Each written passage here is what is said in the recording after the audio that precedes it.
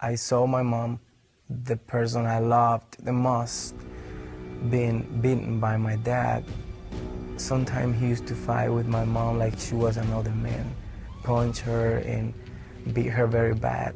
The only thing I could do was cry and cry. Rafael Saracual grew up in Venezuela, in a home full of fear and violence at his father's hand. I hated him. He was my dad, but I hated what he was and what he was doing to us. When Rafael was 12, his mother had enough. After a severe beating, she called the police and had her husband arrested. When he was released from jail, he never returned home. When my dad left home, I became wild.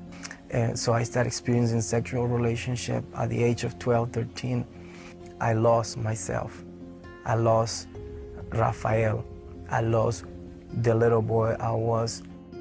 He had a friend who told him Jesus loved him and could help him, but Rafael wasn't interested. Then one night, he was in a fight outside a nightclub. When I saw the people beating me and beating my brother, I knew that something was gonna end that day. And they had killed 4 people before that fight. I cried out to God and I said, if you save my life today, I'm gonna look for you. And when I said that prayer, it was like the time stopped. And a little way out was made.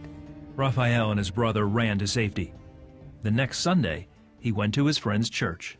I remember the first thing I felt. It was this goosebumps on my whole body. And I heard music playing. I didn't hear preaching. I didn't know why I was crying. I didn't know why I felt what I felt. But I knew that something changed in me. And I experienced the presence of God for the first time in my life. And I knew that that was what I needed. Rafael prayed and accepted Jesus as his Savior that day. His life changed dramatically. But he says he felt there was still something blocking him from the life God wanted for him. I hated my dad with all my heart, but I didn't know I hated him. I realized that I needed to empty myself and release my dad, release what he did to me. When I forgave my dad, I experienced heaven on earth. I started experiencing God in a whole new level. Now I was having dreams about him. Now he was speaking to me. Rafael wanted to go to the United States, and his friendship with an American missionary would make that dream a reality. He started a relationship with me like a father-son type of relationship. He used to call me son. He sent me the money for my passport. He sent me the money for my visa. He sent me the money for my ticket. And I came to America. But the moment Rafael greeted the man he called Dad on American soil, he knew something wasn't right. When we got in his house, the first thing he did is he closed the doors. He locked the doors. And then he told me, come and sit on my lap. Rafael didn't know it, but for the past 6 years, this man brought young men to America with promises of college and ministry opportunities. But once they arrived, he used them for his own sexual purposes. And he started telling me, I'm gonna call immigration, I'm gonna call the police department, I'm gonna call everybody because they're gonna deport you if you don't do what I'm asking you to do. I was crying out to God because I knew that he was able to get me out of that situation. So I was trying to wait in the Lord for deliverance in that place, but at the same time I was being attacked. For over 2 weeks, Rafael was held in the man's house and fought off the sexual attacks. His captor was married, but his wife was rarely around. One day, she came home while her husband was out. Rafael cried for help.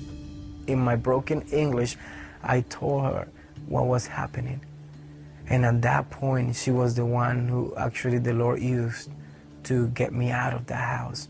She kept Rafael hidden at her friend's house and blew the whistle on her husband to his church. Rafael's visit to America appeared to be over. All the plans and the promises that I came for, everything was gone. But there was something that I kept. It was my faith. Then a man who heard about Rafael's story took him to a nearby university. enrolled him in classes, and paid his $13,000 tuition in full.